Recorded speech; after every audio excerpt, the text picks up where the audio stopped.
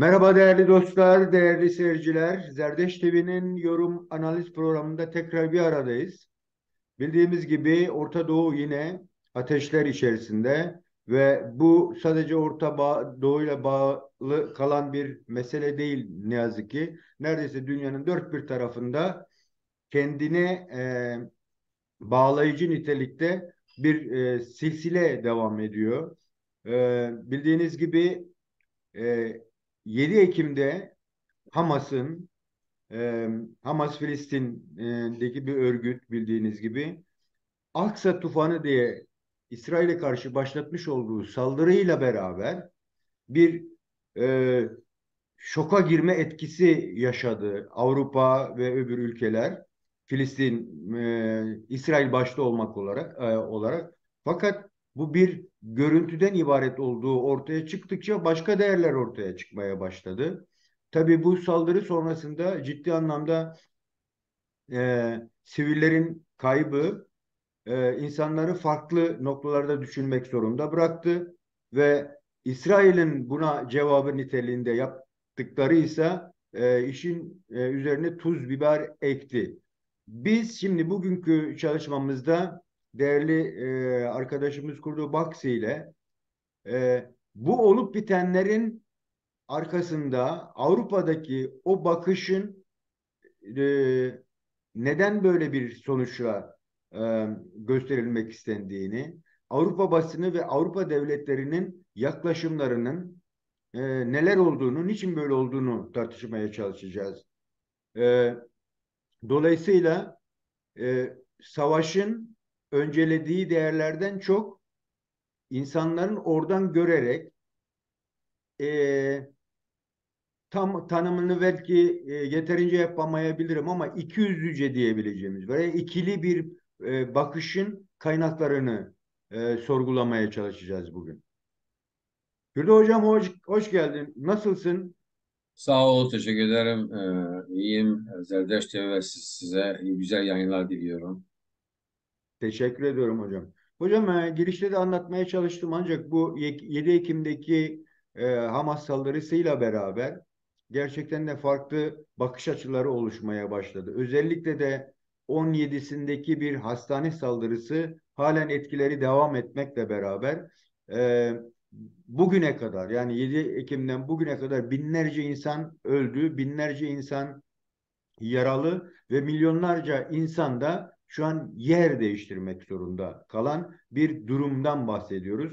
Kısaca bu nedir? Buna dair bize nasıl okuyorsun bu olayı?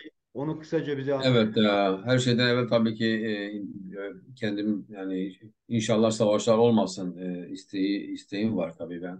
Her şeyden evvel hiçbir insan e, ya Kürt olduğu için ya da İsrail, Yahudi olduğu için ya da Arap olduğu için öldürülmesin. Güzel bir dünyada yaşamak istiyoruz.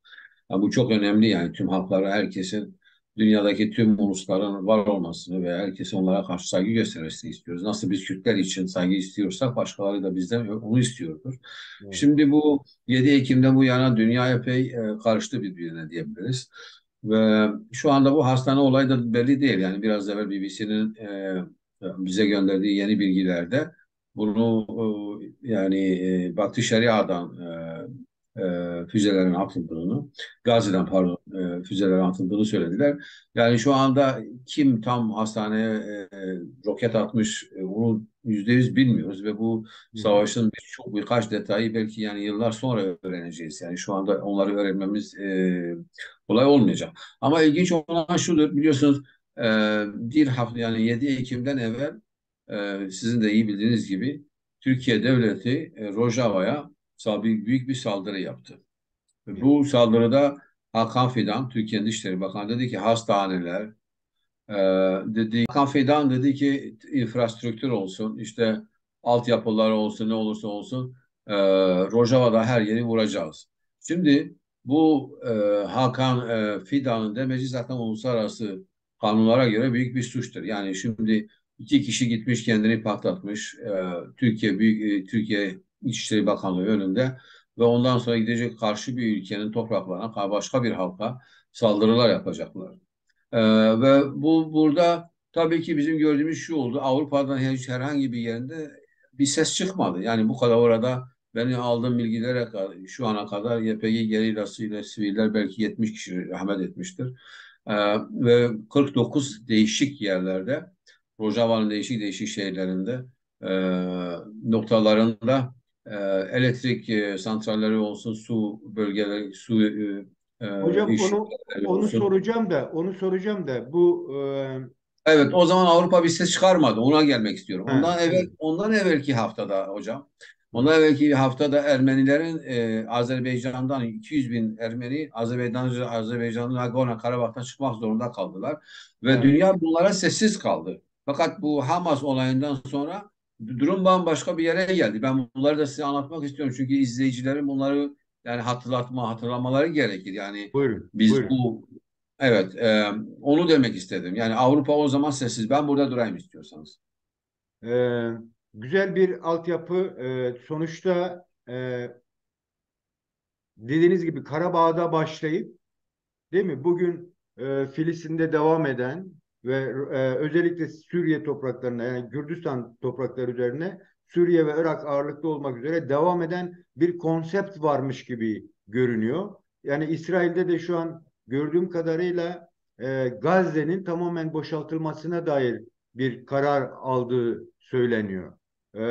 Dolayısıyla Evet. sizin de söylediğiniz gibi bütün bu olup bitenlerde e, Avrupa'da sadece İsrail'deki, Filistin'deki meselede öne çıkmalar oldu. Yani karşıtlıklar ve yandaşlıklar ortaya çıktı. E, özellikle bu Avrupa'daki devletlerin bu yakınlaşma sebeplerini bize nasıl anlatırsınız? Evet, bana göre yani Avrupalılar, Avrupa ülkeleri aslında onlar için insan hakları kağıt üzerinde yazılmış bir deklarasyondu, bir belgedir. Ama pratikte bunu uygulamıyorlar. Fakat şeye bakıyorlar, yani kendi menfaatleri bir de kendilerine karşı bir tehdit. Şimdi bu Hamas İsrail'e girdiği zaman ve bu kadar kötü işler yaptığı zaman tabii ilk önce bence yani refleks olarak bunun İran'ın arkasında olduğunu düşündüler. Yani İran o zaman gelir işte Hizbullah Lübnan'dan saldıracak. Sonra Irak, Suriye, Hizbullah, Hamas, İran yani o Sovyet yani pardon Rusya bunlar hep beraber bir bloka giriyorlar. Yani aslında Hamas'ın İsrail'i vurması şeyi gösterdi. İran tehlikesini gösterdiği için hemen Avrupa'daki tüm başbakanlar, cumhurbaşkanları ağızları hemen değişti. Hemen sahip çıktılar. Çünkü bölgede büyük bir hani klasik olarak söylüyorlar ya hani şey Arap Baharı'nda Büyük Orta Doğu Projesi biliyorsun çok konuşuldu ve burada bir değişiklik olacağını bundan dolayı da İsrail'in düşmemesi gerektiğini bu konuda büyük bir hassasiyet var. Bence ondan dolayı oldu. Yani mesela Amerika Dışişleri Bakanı İran'ı fazla şey yapmıyor, anlatmıyor. Demiyor mesela İran bu işin içinde var. Diğer yandan da benim aldığım bilgilere göre Türkiye'nin yani Hamas'a yardım ettiği tabii bu da biliniyor. Türkiye'nin de büyük bir rolü var orada. Bundan dolayı da hani Orta Doğu'yu kaybetmeyelim, şimdiden sahip çıkalım gibi bir imaj oluştu bende. Yani ben öyle görüyorum. Yani başka bir mesela Avrupa basınına baktığımız zaman bu son diyelim ki Rojava, Nagorno-Karabakh, sonra İsrail. Bunları yan yana getirdiğim makaleleri sayarsak Rojava hakkında 3 tane makale yazılmadı. O kadar çocuklarımız öldürüldü, bayanlarımız öldürüldü. YPG'nin 33 tane gerilası öldürüldü. 49 altyapı noktası imha edildi. Bunlara bir şey olmadı. Fakat burada İsrail'in hayati tehlike altında olduğuna dair bazı belirtiler veyahut da bazı sezgiler, duyumlar aldıkları için hemen harekete geçtiler. Ve burada önemli olan da tabii ki Amerika'nın da şeyidir. Mesela Amerikan Dışişleri Bakanı oraya geldi. Anthony Blinken hem dedi ben bir Dışişleri Bakanı olarak buraya geliyorum hem de bir Yahudi olarak geliyorum buraya dedi. Yani bu da çok önemli ve şu anda bana göre benim çok merak ettiğim nokta şudur. 6 ay sonra biz nerede olacağız? Benle sen ne konuşacağız? Ben oraya gelmek istiyorum. Çünkü 6 ay sonra acaba şöyle bazı şeyler yani hani insan bir gazeteci olarak bir olayları yakından takip ettiğim için hani bana göre eğer İran projesi ise eğer bu o zaman ne olacak? Şimdi ilginç olan şuydu. Mesela İsrail'in roketleri İran Dışişleri Bakanı Suriye'ye gidecekti. Orada hemen Halep'i ve Şam'ın havaalanlarını bombaladılar ki İran Dışişleri Bakanı Beyrut'ta uçaktan inmek zorunda kaldı ve oradan arabayla 2-3 saat sonra Şam'a gelebildi. Şimdi bu bile bize çok şeyi gösteriyor yani. Yani İsrail'in bilinçli olarak yani sanki böyle yanlışlıkla yaptığı bir şey değil bu. Yani İsrail biliyor İran sonunda ne olacak. Şimdi böyle bir durumda e, benim düşündüğüm şu olabilir. Yani Suriye'de büyük bir değişikliklerin artık olacağına inanıyorum. Bundan dolayı da bu şöyle bir şey olabilecek. Yani Suriye'de İsrail'le çalışabilecek veyahut da iyi ilişkiler kurabilecek tek grup onlar da bildiğin gibi Rojava Kürtleridir. Şimdi İran eğer İsrail'i rahatsız etmek isterse ya Lübnan'dan yapacak ya Suriye'den yapacak. Yani ondan dolayı da şimdi Rojava'nın değeri hem NATO'da hem Orta Doğu'da hem İsrail'in gözünde hem de İran'ın gözünde arttı. Yani ben bilmiyorum artık nasıl anlatacağım. Şimdi Yani hocam onu da soracağım. Benim evet. burada çok dikkatimi çeken bir şey var. Mesela direkt Almanya çok fazla öne çıktı. Hatta işte İsrail'i ziyarete geldiler. Avrupa'dan birkaç başbakan. Dediğiniz gibi Amerika'da gemiyi gönderdi oraya. Bu Evet. zaten başlı başına çok ciddi bir e, yani hazırlık mı diyelim, ön alma mı diyelim. Yani kendini savunmaya geçti hemen. Dolayısıyla Amerika'nın bu adımı da Avrupa'yı da böyle bir harekete soktu. İşte Almanya başta olmak üzere hani Burberbeng'e İsrail bayrakları yansıtıldı birçok merkeze. Paris'te Eyfel Kulesi'ne vesaire. Azerbaycan'da kulelere yine. Yani burada Avrupa devletlerinin tepkisinin Ukrayna Savaşı'ndaki AB ile hareketlerinden sonra şimdi de yine ABD'nin yanında yer almalarının sebebi sizin demin söylediğiniz hakikaten İran tehlikesinin büyüklüğü olmasıyla ilgili mi? Başka neler Evet. söyleyebiliriz bu konuda? Bence bu İran tehlikesi yani benim için çok önemlidir ve diğer yandan da şimdi ben şunu da unutmayayım. Hep unutuyorum ben röportajlarımda. Bu sefer unutmayayım diyorum. Ee, Şimdi bir uzun hangar gemisi artık Türkçesi neyse biliyorsunuz Amerika gönderdi ve bu gemi olayında eğer dikkat ederseniz Türkiye'nin Cumhurbaşkanı Erdoğan sık sık bu gemi niye orada duruyor diye Evet, e, sordu birkaç defa. çok konuşuyor bu gemi hakkında. Ve benim aldığım bilgilere göre şimdi Beştepe, Erdoğan onlar diyorlar ki yeni bir Orta Doğu projesi olduğunda bu gemi en sonunda Kuzey Kıbrıs'a da gelecek ve Türkleri Kıbrıs'tan atacak. Yani Kuzey Kıbrıs için Lefkoşa, yani Kuzey Kıbrıs için bir korku var. Ve buna biraz daha dikkatli bakarsak 4 gün evvel Türk ordusuyla Kuzey Kıbrıs'ın kaç tane askeri beraber bir tatbikat da yaptılar. Belki siz biliyorsunuzdur. Onu Ve, bilmiyorum. Haberim yok onun. evet tatbikat yaptılar ve şu anda yani bu geminin oraya gelmesi gerçekten birçok olayların olacağına dair bir sinyal veriyor. Yani hem Kürtler için bir değişiklik olabilir hem Yunanistan için bir değişiklik olabilir. Yani Akdeniz'de bu geminin orada durması e, ondan sonra da Avrupa'nın sanki artık yeter biz şimdi Almanya'nın böyle açık bir şekilde İsrail'e sahiplenmesi, parlamentonun üzerinde onların bayrağı olması bu yani genellikle Almanya'nın politikası çok dikkatli bir politikadır. Çünkü Avrupa'nın birliğinin en güçlü ülkesidir. Yani en az konuşan, en az hareket eden yani fazla öyle Öne abartmayan çıkmıyor. Macron çıkar her gün bir şey söyler. O ertesi gün unuturuz. Erdoğan'a der ki işte beyin hastasıdır. Ertesi gün gider onu öper falan. Ama yani şey öyle değildir. Yani mesela e, hem eskiden biliyorsunuz Angela Merkel olsun ve diğerleri olsun Almanya'nın böyle hemen İsrail'e sahiplenmesi sanki eskiden hazır bir plan varmış gibi geliyor bana. Yani biraz bir şeyler hazırlanmış ve tabii ki olayların ne zaman patlayacağını, ne olacağını kimse bilemezdi. Fakat şu anda Almanya'nın da böyle bir durum alması Türkiye'yi çok rahatsız ediyor. İran'ı çok rahatsız ediyor. Birçok yeri rahatsız ediyor. Sonra şunu da düşünmemiz lazım. Yani e, her ne olursa olsun şu anda diyelim ki Avrupa ülkeleri birçoğu Rusya'dan gaz alıyor. Birçok ülkesi de Rusya'ya aynı sınırdadırlar. Ama İran olsun, İsrail olsun daha uzaktadırlar. Daha kolay demeç verebilirler. Yani onu da yani coğrafik olarak da düşünmek lazım.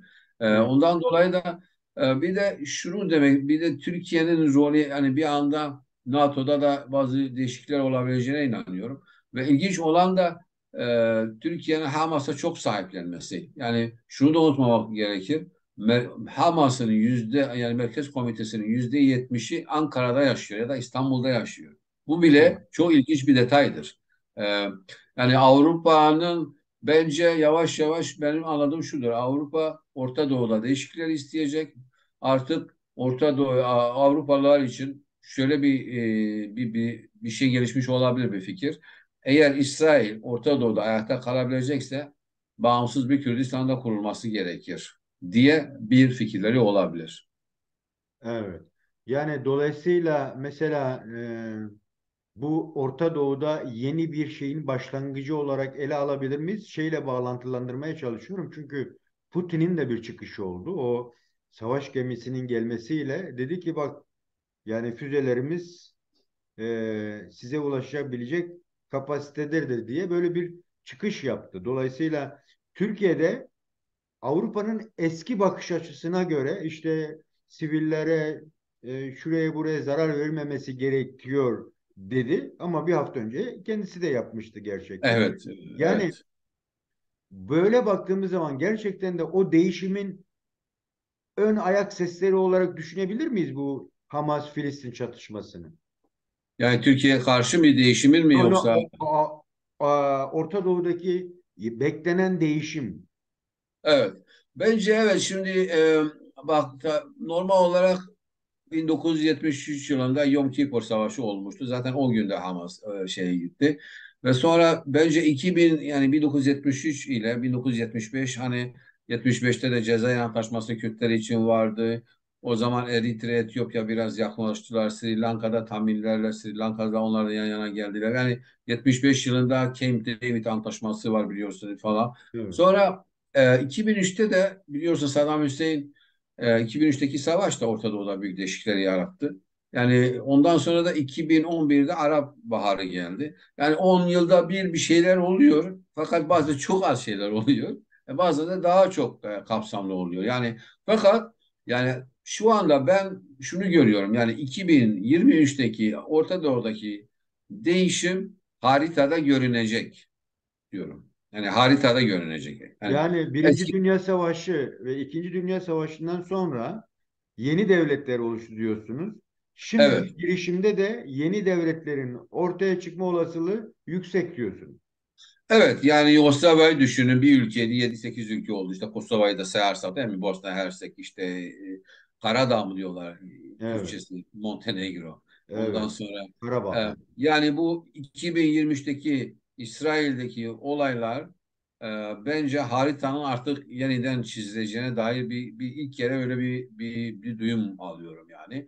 Bunun da en çok burada da kilit rolü oynayacak olanlar daha sonra belki hani ben Kürtleri daha çok konuşmak istediğim için oraya Ya, kayıyorum. ya. Ama kusura Şimdi bakma. orayı anlatacağız. Evet. Bir Fakat de yani haritada hem Kıbrıs olayı olsun, hem Kürdistan olayı olsun, hem başka olaylarda yani haritanın yeniden çizileceğine yani bu şu andaki olan olaylar bir haritayı değiştirecek. Orta Doğu ve etrafındakiler. zaten Netanyahu'nun hemen ilk tepkisi öyle oldu. Dedi ki Hamas'ı bitireceğiz. Orta Doğu değişecek dedi. Hatırlarsan öyle bir açıklaması vardı. Yani ilk çıkışı buydu. Şimdi hocam Evet. e, bunun yanında bir de bu olup bitenlere bakıştaki o bildiğimiz güvenilir sağduyusuna inandığımız Avrupa basınının da böyle sanki ikilemde kaldığı anlar oldu. Yani bir gazeteci olarak görerek bu konuda bu Avrupa basınındaki yaklaşımların sebebi neydi? Nasıldı? Nasıl buldunuz? Ne diyebiliriz bu konuda? Evet, bence Avrupa basını biraz hızlı davrandı. Yani şimdi bir olay olduğu zaman insanlar ellerinde bir belgeler olacak. Ya resmi bir kağıt olacak, ya bir video filmi olacak. Ya o filmi, yani savaş olduğu zaman biliyorsunuz savaşın ilk kaybedeni her zaman şeydir, doğru söylemektir. Yani savaş başladığı zaman bir yerde Evet. doğruyu bulmak çok zordur. Yani onu kabul ediyorum. Mesela ilk başta dediler ki 42 tane çocuğu bağlamışlar, işte kafalarını kesmişler. Şimdi diyorlar öyle değil.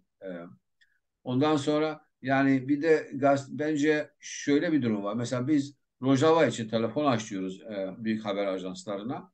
Diyoruz ki böyle oldu. Bize inanmıyorlar. Kimse haber yapmıyor. Yani mesela Rojava'nın basın bildirisi geliyor. O basın bildirisine bakmıyorlar. Niye Ama mesela İsrail neden? ordusundan birisi, bir üniformalı bir ordudan e, rakam geldiği zaman o rakamı yayınlıyorlar. Yani şimdi bu çok ilginçtir. Ondan sonra şöyle bir durum var.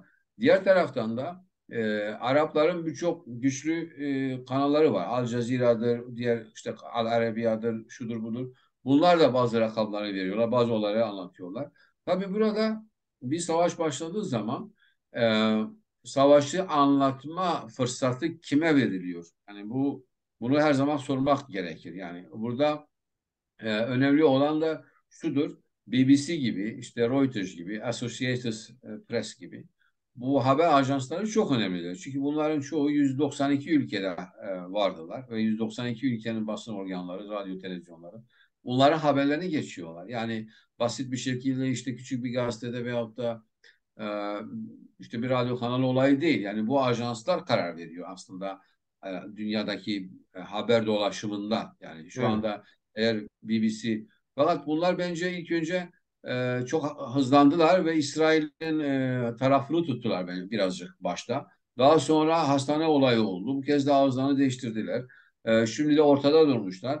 Ne yapacaklarını yani ben şöyle bir şey de söylemek istiyorum. Yani aslında basın öyle oturup işte şöyle yapalım böyle yapalım diye bir planları yok.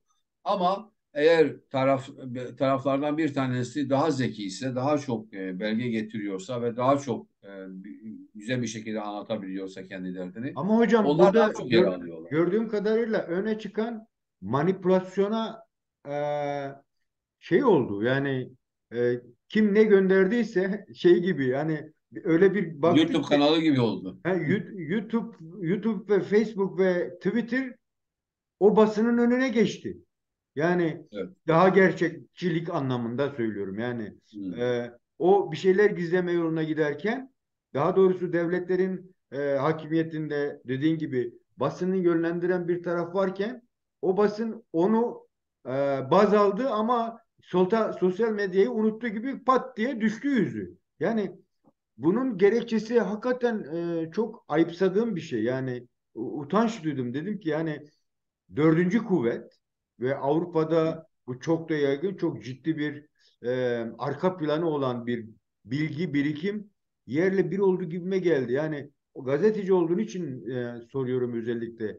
Yani iç eleştiri yapılmadı. Mesela İsrail'de e, insanlar çıktı, İsrail'i eleştirdiler ama Avrupa'da böyle bir şey çıkmadı. Yani İsrail basını var ya, Avrupa basının çok çok çok çok ilerisine geçti. Evet. Doğru da ben Jerusalem Post'u okuyorum. Mesela o çok daha çok bir eleştirisel olarak bakıyor bu olaylara. Değil Yani mi? Avrupa basınında yani bilmiyorum tabii, şimdi şöyle bir durum da var. Yani biliyorsun, eğer orada şimdi Avrupa basını dediğin zaman ilk önce şunu düşünmemiz lazım. Şimdi oradaki başbakanlar, cumhurbaşkanları nasıl demeç veriyorlarsa olay biraz da oraya gidiyor. Yani o yönde gidiyor, o perspektifte. Şimdi şunu bilmek lazım. Şimdi 2024'ün Haziran ayında Avrupa Birliği'nin tüm ülkelerinde Avrupa Birliği seçimleri yapılacak. Şu anda herkes seçim heyecanında. Evet. Ve bu işte sen eğer gidip Arapları savunursan, Müslümanları savunursan o zaman sana kimse oy vermiyor. Yani Başbakan ve da Cumhurbaşkanı, bunları da hesaba katmak lazım. Çünkü partileri var. Ondan dolayı da şimdi zaten son dönemde biliyorsun E, Mesela Brüksel'de iki tane İsveç bayrağı taşıdıkları için tişörtte öldürüldüler. Müslümanlara karşı büyük bir kin var ve yani şu anda aslında yani Filistinlilere karşı da bir şekilde hani Müslüman oldukları için belki normal olarak onları sevenler de artık sevmiyor. Yani o durum, bu tehlikeye de düşüyoruz şu anda. Evet, tam o noktada şeyi sormak istiyorum. Yine devletlerin aldığı kararlara bakıyoruz. Birçok yerde İngiltere, Fransa olmak üzere Almanya, e, yani Filistinlerin çıkıp kendi lerini ifade etmesine artık izin verilmedi. Yani e, Hamas'a destek adı altında. Evet. Burada şeyi de karıştı yani. İyi niyetlice her iki tarafında şiddetine karşı çıkmak isteyen insanlara da fırsat tanınmadı. Yani manipüle edildi aslında. Filistinliler engellenirken demokrat sosyalist güçler de engellenmeye başladı. Yani çok ciddi bir böyle bir devlet aklı mı öne çıktı? O da bu noktada halk ne yaptı? Yani halkın tepkisi gerçekten ne oldu? Bize yansıtılmadı en azından. Senin gördüğün Evet. anladığın Yani şu şey. anda yani biz burada konuşurken şu anda Stockholm'a yakın bir yer, İsveç'te bir şehirde büyük bir Filistin'e destek yani mitingi yapıldı. Ve burada işte Hamas'a da terörist dediler, İsrail'e karşı da çıktılar. Yani iki şeyi bir anda anlatabilme fırsatları olabildi. Hmm. Şimdi İsviçre'de diyorlar ki Hamas'a destek verenlere diyor e, onları sayacaksınız. Almanya'nın İçişleri Bakanı işte diyor Hamas'a destek verenleri yurt dışına etme ekranlarımız var diyor. Evet. Yani çok sert bir hava var. Şimdi şöyle bir durum. Yani Filistinlerin işi de zor. Şimdi diyor ki diasporadaki Filistin diyor ki ya sen Hamas'a karşı konuşacaksın. Diyor, Hamas bir teröristtir. Bunu söylemen lazım. Filistinler de söylemiyor. Çünkü diğerleri de diyor ben söylersem o zaman başka Filistin'e bana oy vermez ya da benim bazım yani benim kitlem benden kaçar. Mesela Hanan Aşravi İsveç televizyonunda konuşuyordu geçen hafta pazar günü. Ve ben şok oldum yani Hamas'ın herhangi bir hata yaptığına dair herhangi bir şey söylemedi. Dedi, Hamas'ı tartışmak istemiyorum diyor bayan. Hmm. Hamas'ı eleştirmem ne? Şimdi Ana Aşravi biliyorsun çok meşhur bir siyasetçi. İsveç'e de gelmiştim, görmüşüm onu kaç kere. Hmm. Ve onun öyle çıkıp konuşması tabii ki genel olarak Filistinlilere de zarar veriyor. Yani şu anda e, millet ne yapacağını bilmiyor. Şimdi sen çıkarsa Hamas gitmiş çocukları öldürmüş, kadın kaçırmış 200 tane esir var şu anda. Sen bunları söylemek zorundasın. Yani Filistin halkının bir devlete sahip olma hakkını koruyor. Aynı zamanda Hamas'ın da bir terörist örgütü olduğunu, bir cihatçı örgüt olduğunu söylemen gerekir. E, Yani biz burada şöyle bir yani terör damgası yemiş. Şimdi Hamas ile diğer terör örgütleri arasında küçük bir fark da var. Şimdi Hamas örgütü Gazze'de seçilmiş yani FETÖ'ye karşı kazanmış bir seçim kazanmış bir aynı zamanda bir hükümettir. Çok karışık bir sistemdir. Fakat yine de tanınmış Filistinlilerin Hamas'ı basit bir şekilde eleştirmemeleri tüm Filistinlilere zarar veriyor. Ben öyle düşünüyorum yani. Tabii yani gerçekçi olduğun zaman kötü neyse o kötünün anlatılması lazım ki ona göre sebepleri ortaya çıksın. Yani şiddet, eğer şiddeti ben yapıyorsam iyi, sen yapıyorsan kötü gibi bir durumla Aynen. anlatırsak çok sağlıklı bir şey olmaz. Çünkü şiddetin kendisi zaten şu an savaş adı altında bize yansıtılıyor ve bizim buna karşı koymamız gerekiyor. Yani dolayısıyla savaşın haklı yönü diye bir şey yok. Yani çünkü savaşta e, gerçekten de ölen sadece şimdi sıkıntı olan savaş kurallarının bile düşünülmediği artık kale alınmadığı bir ciddi bir söylediğiniz gibi çatışmalı şiddet şeyler var. Bu nedenle zaten sorgulamamız gerekiyor. Avrupa devletlerin tutumunu, Avrupa basınının tutumunu ve dolayısıyla da e, herkese bakarken ki o cidden tarafsız ve gerçek haber niteliğinde bilgiler sunabilmelerinin eleştirilmesi gerekiyor.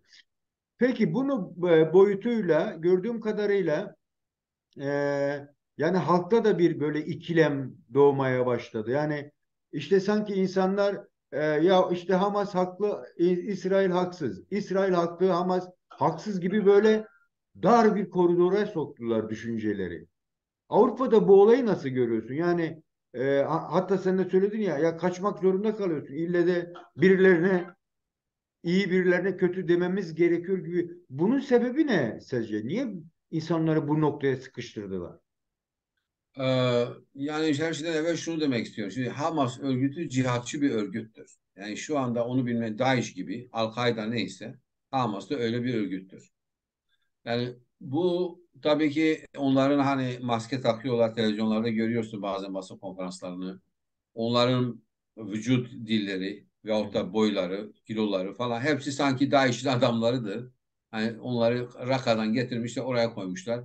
Tabii ki bu imaj dünyada çok şey yaratıyor. Yani normal toplumlarda büyük bir kin yaratıyor yani. Bu bir Hamas'ın görünmesi bile televizyonda yani Filistin davasına büyük bir zarar veriyor. Yani bu Evet. işte kafa kesen, işte vahşi insanları akla getiriyorlar. Bundan dolayı da e, herhangi bir sempati yani sempatinin olması çok zor. Fakat yine de her şeye rağmen hükümetler ile halklar arasında Avrupa'da bir fark görüyorum. Yani hükümetler daha çok sert davranıyorlar diyelim Filistin sorununda. Ama halkın birçok hemen hemen her ülkede Avrupa'da Filistinlere normal Filistin davasına sahip çıkan insanlar mitingler yapıyorlar. Ve İsrail için de destek verenler onlar da miting yapıyorlar. Yani halkta bu hükümet arasında biraz fark var. Mesela şimdi hatta yani çok basit bir yani şimdi biliyorsun Türkiye'yi ele alalım. Türkiye'de mesela Yeni Refah Partisi diyor ki Erdoğan'a İsrail'in büyükelçisini eve gönder. Buradan çıksın gitsin diyor.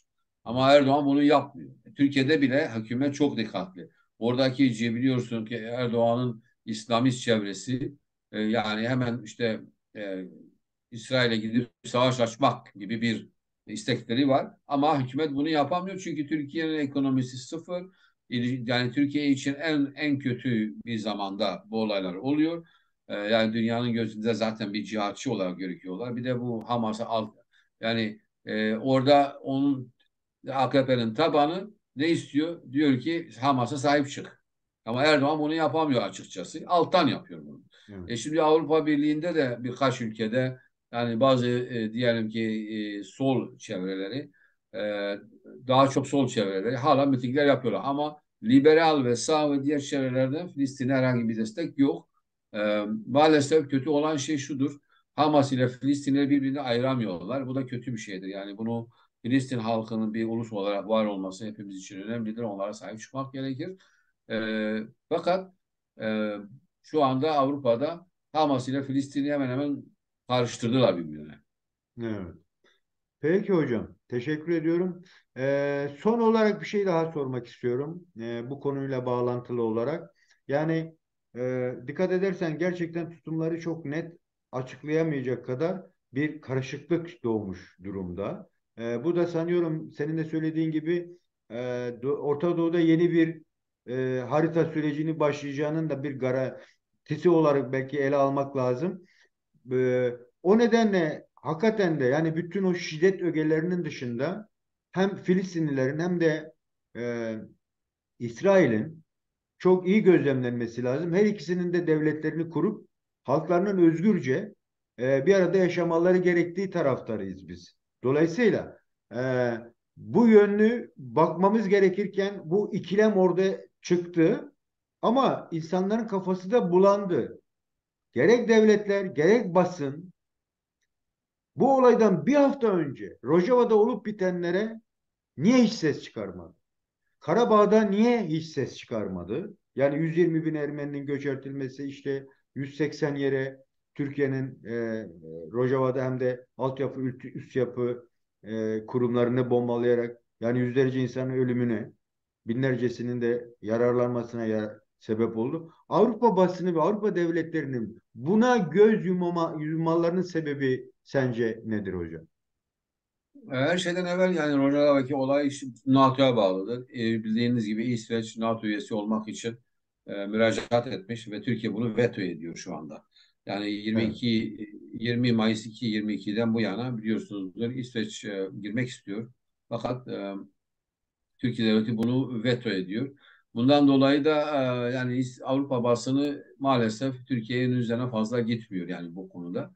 Fakat daha çok zor olanı şudur. Azerbaycan'a niye bu kadar yani Azerbaycan diktatör yani Aliyev ailesi e, tam bir diktatör olmasına rağmen basın özgürlüğü yok, ifade özgürlüğü yok, doğru düz bir seçim yapılmıyor orada. Tüm muhalifler hapiste. Yine de bu Azerbaycan olayını tabii ben hakikaten anlamak istiyorum. Çünkü yani şu anda diyelim hani normal olarak Ermenistan'a desteklemeleri lazımdı. Hem tarihsel olarak hem de Avrupa Birliği'ne girmek isteyen, Avrupa daha çok modern olmak isteyen bir halk ve bir ülke. Fakat bunu şey yapmadılar. Yani ilerlemediler. Bu da acaba bu gaz maz için midir, başka şeyler için ya da ilerideki hani e, Orta Doğu projesinde Azerbaycan bir şekilde lazım mı olacak? Evet, Ee, Ben fazla detaylara girmek istemiyorum. Bazı şeyleri biliyorum ama şu anda evet. anlatmam lazım olmaz. Hı Ee, hı.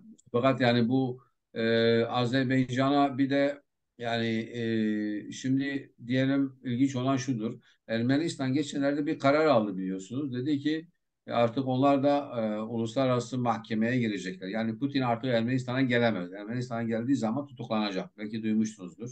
Evet, Evet. Şimdi bunu da yaptılar.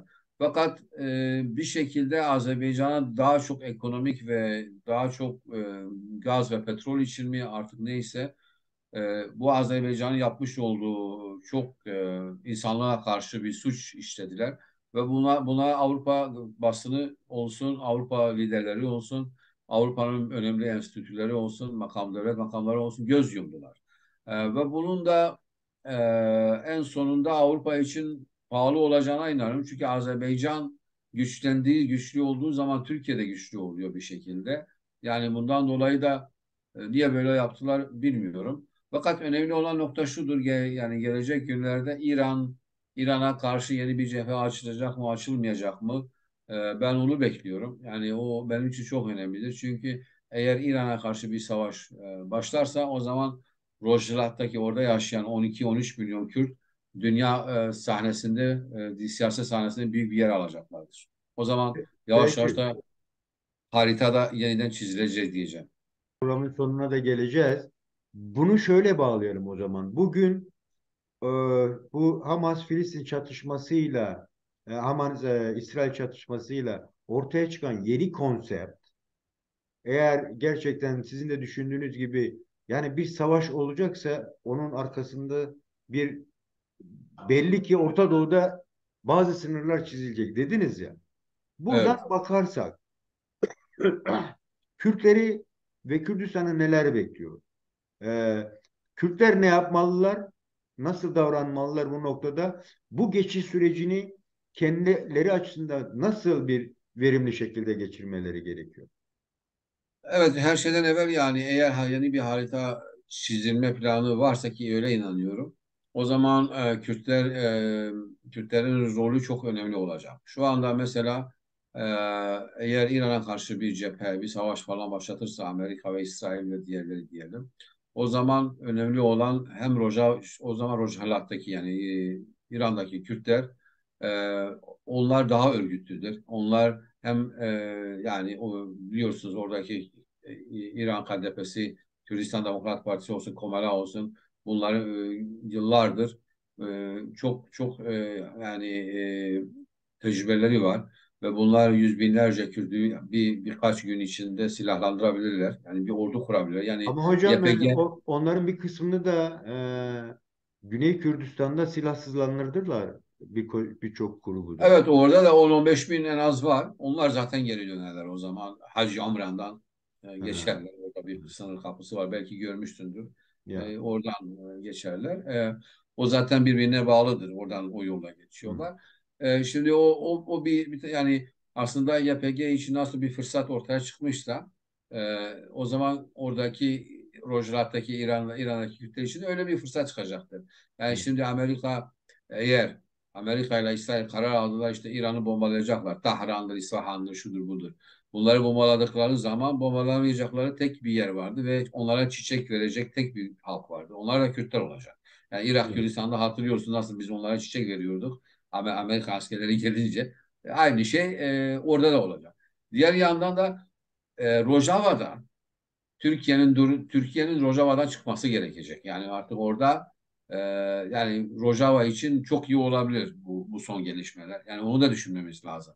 Yani Evet. hem Rojava için hem Başvuru için hem diğer taraf için hepimiz yani Kürdistan tüm bölgeleri için bu gelişmeler hem pozitif olabilir hem negatif olabilir. Tabii ki bilemeyim. Yani şu anda mesela eğer siyasette her şey olabilir. Ya, Ben biraz evvel Kuzey Kıbrıs'ı anlatmıştım size, Türk bölgesini. evet.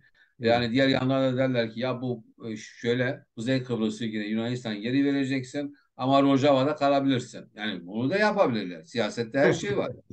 Yani Ya, onu ben şimdi yani kötü de olabilir ama ben yine de %75 Kürtler için o iyi olacağını hem şimdi eğer İsrail Amerika İsrail'i garanti altına almak istiyorsa o zaman Suriye'de bir çözüm bulması lazım.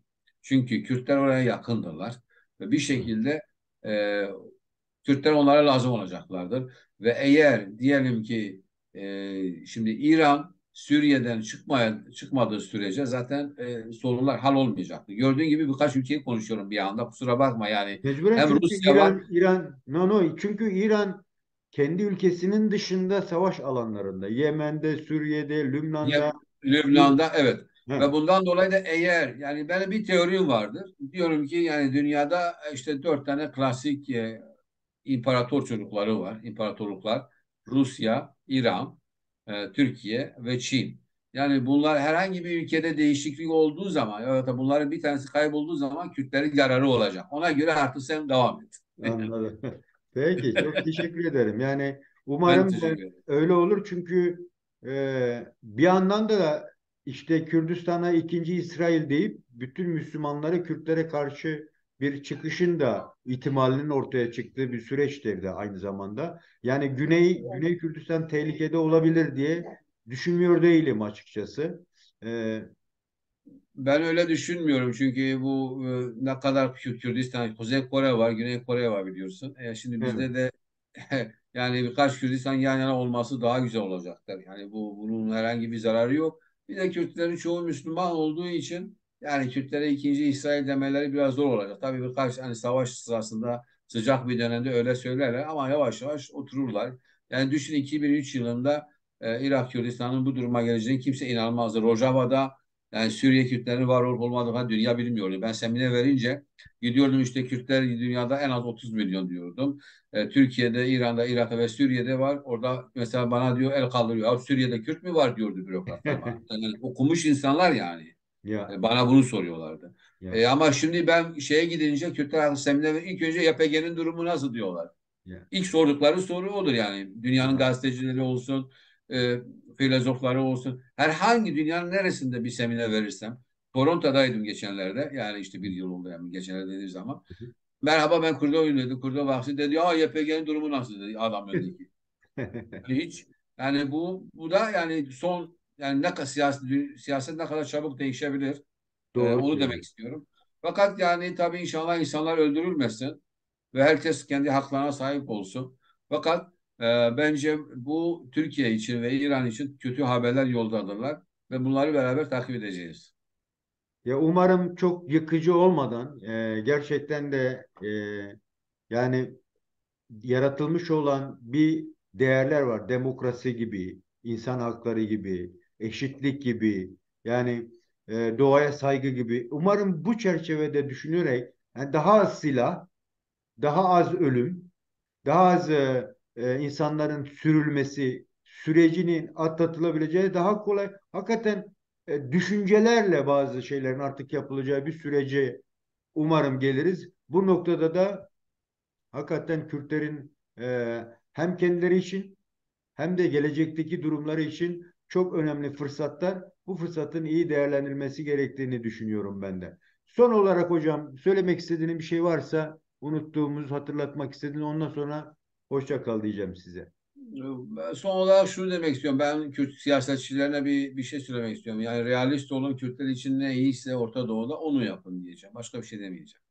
Peki hocam. Çok teşekkür ediyorum. Değerli arkadaşlarımız, Zerdeş TV'nin bir program daha sonuna geldik. Değerli gazeteci, araştırmacı, aktivist Kurdo Baksi ile e, bu İsrail-Hamas e, atışması sonucunda ortaya çıkan Avrupa'daki devletlerin bakışları, Avrupa basınının bakışı ve son olarak da Kürtlerin bu süreçteki yapmaları gerekenlerle ilgili e, ufak da olsa değinmelerimiz oldu.